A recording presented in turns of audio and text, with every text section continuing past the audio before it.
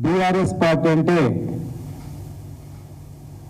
బహుజనుల పార్టీగా దళిత బహుజనులు కాకుండా అగ్రవర్గం పేదలకు పేదల పార్టీగా పేరు వెళ్ళినటువంటి పార్టీ కనుకనే ఒక విద్యావంతుడు రిటైర్డ్ ఐపీఎస్ అధికారి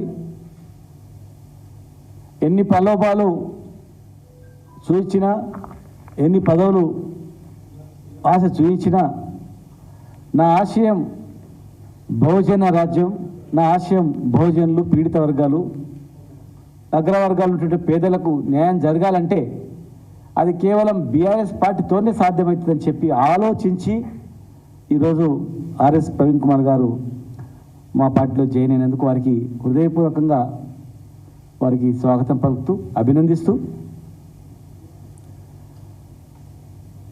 బడుగులకు అండగా ఉంది కనుకనే కుట్రలు కుతంత్రాలు పన్ని అసత్యపు ప్రచారాలతో లేనిపోని అపోహలు సృష్టించి అబాండాలు వేసి ప్రలోభాలు చెప్పి మరి ఓట్లు వేయించుకున్నారు. బడుగు బలహీన వర్గాలు, రైతులు ఇప్పుడు ఆలోచన చేస్తూ ఉన్నారు. బలహీన వర్గాల వాళ్ళకు ఏ పార్టీ అండగా ఉంది, ఇన్ని స్కీమ్స్ ఎక్కడ ఎవరైంది, ఈ దేశంలో ఎవరైనా చేసిందా? మేధావులందరూ ఇప్పుడు ఆలోచన చేస్తూ ఉన్నారు. ఆలోచన చేయని వాళ్ళు కూడా ఇవాళ ఆలోచన చేయాలని చెప్పి మేము అడుగుతా ఉన్నాం. బహుజన నాయకత్వాన్ని టార్గెట్గా చేసుకొని ఈ రాష్ట్రంలో బహుజన నాయకులు ఎక్కడెక్కడ ఉన్నారు, వాళ్ళని ఎట్లా టార్గెట్ చేసుకొని వాళ్ళని ఎట్లా రాజకీయ అంతం చేయాలనేటువంటి కుట్రలు గత ఎలక్షన్లో చేసిన కుట్రలు ఇప్పుడు బహిర్గతం అవుతా ఉన్నాయి. వారిని బహుజన నాయకత్వాన్ని టార్గెట్గా చేసి వాళ్ళని ఓడించాలి, ఎట్టి పరిస్థితుల్లో ఓడించి వాళ్ళ కళ్ళతో వాళ్ళ చేతులతోనే వాళ్ళ కళ్ళు పడిచి వాళ్ళ చేతులతోనే వాళ్ళతోనే అసత్య ప్రచారాలు చేసి మరి వీళ్ళు రాజకీయంగా ఎదిగితే ముందే ఆ పార్టీ బహుజనులకు అండగా ఉంది, ఇలాంటి నాయకులు ఎదిగితే మా మనగడలు సాగవనేటువంటి కొంతమంది నాయకుల వల్ల కొంతమంది నాయకులు మూకుమ్మడిగా రాష్ట్రంలో కొంత వర్గం ఒక వర్గం మూకుమ్మడిగా ఆలోచించి మరి గత ఎలక్షన్లో చేసినటువంటి కుట్రలు ఇప్పుడిప్పుడే బహిర్గతం అవుతా ఉన్నాయి. 3 నెలల్లో ఎంతమంది బహుజనుల మీద దాడులు జరుగుతూ ఉన్నాయి, బహుజన నాయకుల మీద దాడులు జరుగుతూ ఉన్నాయి. సోషల్ మీడియా ద్వారా, పోలీసుల ద్వారా, నాయకుల ద్వారా ఎన్నో రకాలుగా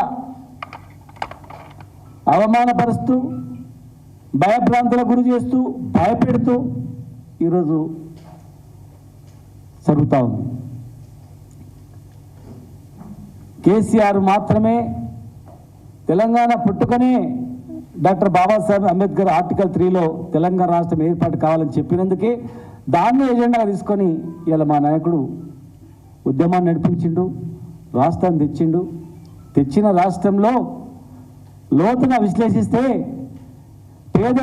పేద రైతుల నుంచి మొదలుకుంటే ఈ దేశంలో అత్యంత పీడిత వర్గాలైనటువంటి ఈ వర్గాలు ఆర్థికంగా సామాజికంగా ఎదగాలి, రాజకీయంగా ఎదగాలని చెప్పి ఎన్నో రిజర్వేషన్ మార్కెట్ యార్డ్ నుంచి మొదలుకుంటే నామినేటెడ్ పోస్టుల నుంచి మొదలుకుంటే ఎన్నో రిజర్వేషన్లు కల్పించి రాజకీయ భవిష్యత్ political power is master key అనేటువంటి అంబేద్కర్ సూచనల ప్రకారం మరి ఆ పొలిటికల్ కీ వైపు నడిపించింది బీఆర్ఎస్ పార్టీ, కేసీఆర్ గారు.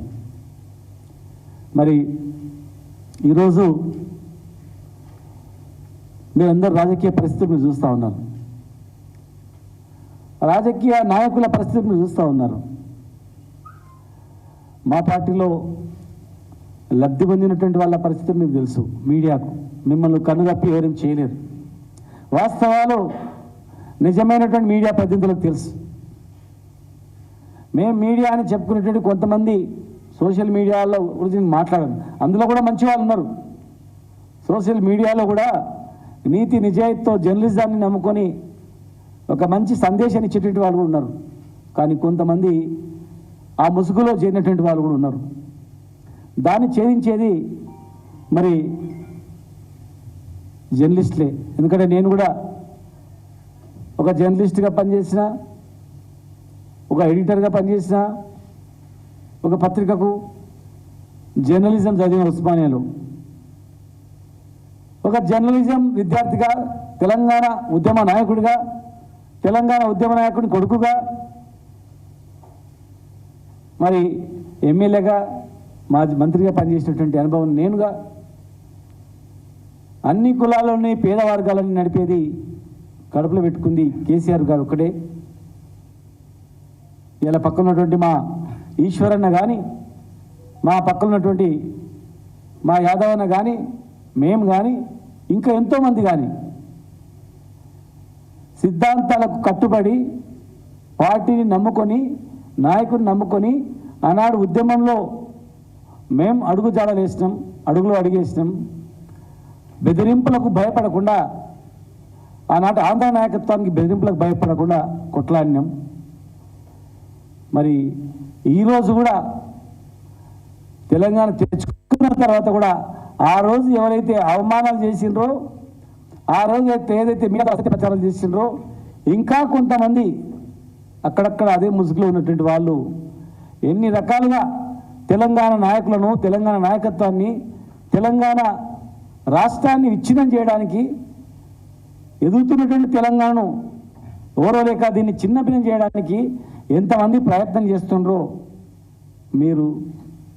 మీరుగా ఒకసారి ఆలోచన చేయాలని చెప్పి ఈరోజు కవిత గారి అరెస్ట్ కూడా మేము ఖండిస్తూ ఉన్నాం. ఎందుకంటే దేశంలో ఇంకా చాలా ఉన్నాయి. లక్షల కోట్లు మిగిలినటువంటి వాళ్ళు, విదేశాల్లో పోయి హాయిగా ఉన్నటువంటి వాళ్ళు, బ్యాంకులు ఎగ్గొట్టి లక్షల కోట్లు తీసుకొని పోయినటువంటి వాళ్ళకు మరి ఎంతోమంది ఉన్నారు. ఇక్కడ కేసీఆర్ గారిని టార్గెట్ చే ఇవన్నీ జరుగుతూ ఉన్నాయి. ఒక ఊళ్ళో సోషల్ మీడియాలో పోస్ట్ పెట్టి వాళ్ళ మీద కేసులు పెట్టడం, తప్పులు ప్రశ్నిస్తే కూడా దాని మీద కేసులు పెట్టడం, వెతికి ఎక్కడెక్కడ ఉన్న అప్లికేషన్స్ అందేసి టార్గెట్ చేసుకోవడం, కేవలం బహుజనుల నాయకత్వాన్ని టార్గెట్ చేసుకోవడం. ఇది తెలంగాణ సమాజం అన్నీ గమనిస్తూ ఉన్నాయి. అధికారంలో వచ్చినంత మాత్రాన భయభ్రాంతులకు గురి చేసి లోపరుచుకోవాలంటే కాదు. ఈ గడ్డ మీద నక్సలైట్ ఉద్యమం ముట్టుకొచ్చింది. ఈ గడ్డ మీద సాయుధ పోరాటం ముట్టుకొచ్చింది. ఈ గడ్డ మీద తెలంగాణ ఉద్యమం ముట్టుకొచ్చింది. ఈ గడ్డ మీద ఏదో ఒకరోజు అతి భయంకరమైనటువంటి మరొక ఉద్యమం ఖచ్చితంగా పుట్టబోతా ఉంది. 100%. ప్రాణాలకు భయపడేటువంటి మనస్తత్వం ఈ గడ్డ మీద ఉండదు. జై తెలంగాణ అనే రైలుకు అడ్డం పోయి ప్రాణాలు అర్పించేటువంటి గడ్డ ఈ గడ్డ. ఒంటి మీద నిప్పంటించుకొని జై తెలంగాణ నినాదంతో చనిపోయినటువంటి గడ్డ ఈ గడ్డ. నువ్వు బతుకుతావనంటే చనిపోయిన వ్యక్తి చనిపోతున్నప్పుడు మళ్ళా పుడితే మళ్ళా తెలంగాణ గురించి వస్తా అని చెప్పినటువంటి గడ్డ ఈ తెలంగాణ. ఒక జర్నలిస్టు భువనగిరి దగ్గర వెహికల్ని స్పీడ్గా తీసుకుంటూ పోయి బస్సు గుద్దుకొని జై తెలంగాణ అని చెప్పి చనిపోయిన గడ్డ ఇది. నక్సలైట్ల పేరుతో పిట్టలను కాల్చినట్ల అడవిలో తీసుకెళ్లి కాలుస్తుంటే కూడా మళ్ళా పుడితే పేదల గురించే నేను బతుకుతా, పేదల గురించే సస్తా అని చెప్పినటువంటి గడ్డ ఇది. సాయుధ పోరాటంలో మహిళలు సైతం భయపడకుండా కొట్లాడి ప్రాణాలు అర్పించిన గడ్డ ఇది. అందరినీ కలుపుకొని పోతేనే, అందరినీ సమానత్వంగా చూస్తేనే ఈ రాజ్యం చల్లగా ఉంటుంది. కానీ పుట్టిన పాపానికి పెరిగిన పాపానికి మనసులో చూసి వీడా వాడా అని చెప్పి అణచివేయాలని ప్రయత్నం చేస్తే, అసత్యపు ప్రచారం చేస్తే, చిన్న చూపు చూస్తే, తెలియకుండా గోడసాటు నుండి వెకిలి చేష్టలు చేస్తే అవమానాలు గురి చేయాలని ప్రయత్నం చేస్తే నా పేరు వస్తలేదు కదా, వాళ్ళ మీద పోతా కదా అని చెప్పి చేస్తే సమాజం మేల్కొని ఉంది. ఇక్కడ తెలంగాణ సమాజం చూస్తూనే ఉంది ఇక్కడ. కనుక అలాంటి ప్రక్రియలు మంచి కాదు. మళ్ళీ ఈ రాష్ట్రంలో అలాంటి ఉద్యమాలు పుట్టొద్దు, ప్రాణాలు పోవద్దు, సుభిక్షంగా ప్రశాంతంగా ఉండాలంటే ఎవరు పరిపాలించినా ఆ పరిపాలన అనేది పారదర్శకంగా ఉండాలి తప్ప పుట్టిన పాపానికి అణచివేలేటువంటి ప్రయత్నాలు జరగొద్దు. అది మంచిది కాదు సమాజానికి. ఇన్ని ఉద్యమాలు ఎందుకు వచ్చినాయో ఒకసారి ఆలోచన చేసుకోవాల్సింది. నక్సల్బరీ పోరాటం నుంచి, సాయుధ పోరాటం నుంచి, తెలంగాణ పోరాటం నుంచి ఎందుకు వచ్చినాయి? అసమానతలు ఉన్నందుకే, అవమానాలు ఉన్నందుకే, అణచివేత ఉన్నందుకే ఇవన్నీ ఉట్టుకొచ్చినాయి. కనుక ఈరోజు మరొక ఉద్యమానికి పుడుగు పోయకముందే నాయకులందరూ పార్టీలు జాగ్రత్త ఉంటేనే మంచిగా ఉంటుంది. కనుక నేను ఇదే మహబూబ్నగర్లో మా నాన్నను 69లో కత్తిపోట్లకు గురి చేస్తే పోలీసులు 69 ఉద్యమంలో మేము పెరుగుతున్న క్రమంలో తెలంగాణ గురించి సచ్చినా సరే బిడ్డ చివరి వరకు ఉన్నామని చెప్పిండు మా నాన్న. చివరి వరకు ఉన్నాం, తెలంగాణ తెచ్చుకున్నాం. నాయకత్వం వహించిన మా నాయకుడు కేసీఆర్ గారు రమ్మంటే ఉద్యమంలోకి వచ్చినాం. కానీ ఇక్కడనూ హైదరాబాద్లో విలాసవంతంగా ఉండాలంటే ఇక్కడ ఉండలే. నా జిల్లా రైతాంగం ఉన్న జిల్లా, పేద జిల్లా, వలసల జిల్లా, దీన్ని బాగు చేసుకోవాలని వచ్చినాం. 10 సంవత్సరాలు కన్న కష్టాలు పడ్డాం. ఎన్ని అసత్య ప్రచారాలు, ఎన్ని బూటక మాటలు, ఎన్ని రకాలుగా చేసినా ప్రజలు నమ్మి ఓట్లు వేసినా మళ్ళీ నెక్స్ట్ 5 సంవత్సరాల తర్వాత మేమే అధికారంలోకి వస్తాం. మళ్ళీ నెక్స్ట్ 5 సంవత్సరాల తర్వాత మేము గెలుస్తాం. ఖచ్చితంగా మిగతా పనులు పూర్తి చేసుకున్నాం. మిగతా పనులు పూర్తి చేసుకొని నన్ను నమ్ముకున్న వాళ్ళను, నా జిల్లాను, నా కాన్స్టిట్యూన్సీని బాగు చేసుకోవాలని ముందుకు పోతా ఉన్నాం.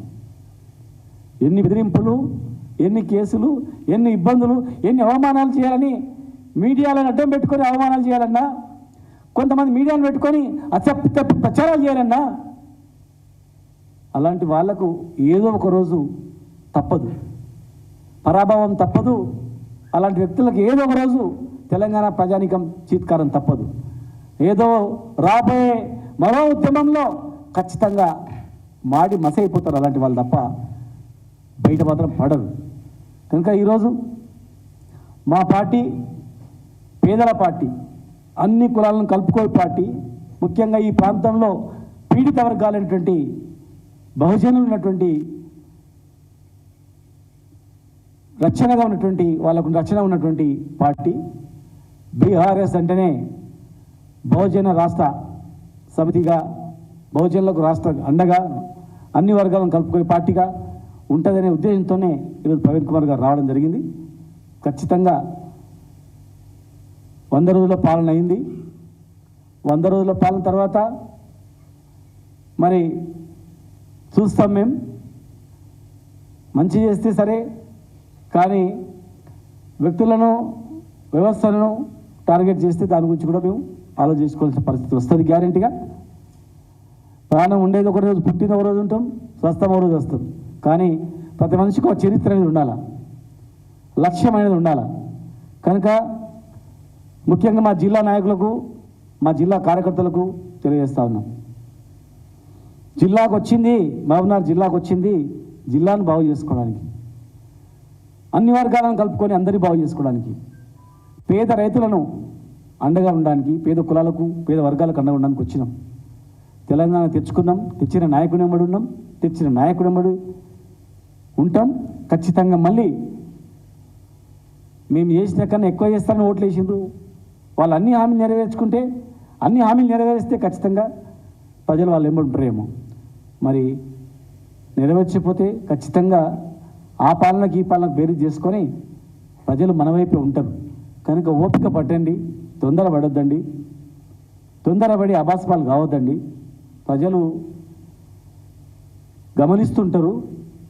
నిజాయితీగా కట్టుబడి కష్టకాలంలో కలిసి ఉండే వ్యక్తుల లిస్ట్ అనేది సపరేట్గా తయారు ఉంటుంది ప్రజల గుండెల్లో. కనుక మరి ఆ దిశగా మేము ముందుకు వెళ్తామని, మంచి చేయాలని కోరుకుంటున్నాం. కొత్త ప్రభుత్వాన్ని ఇచ్చిన హామీలన్నీ కూడా నెరవేర్చాలని మేము కోరుకుంటా ఉన్నాం.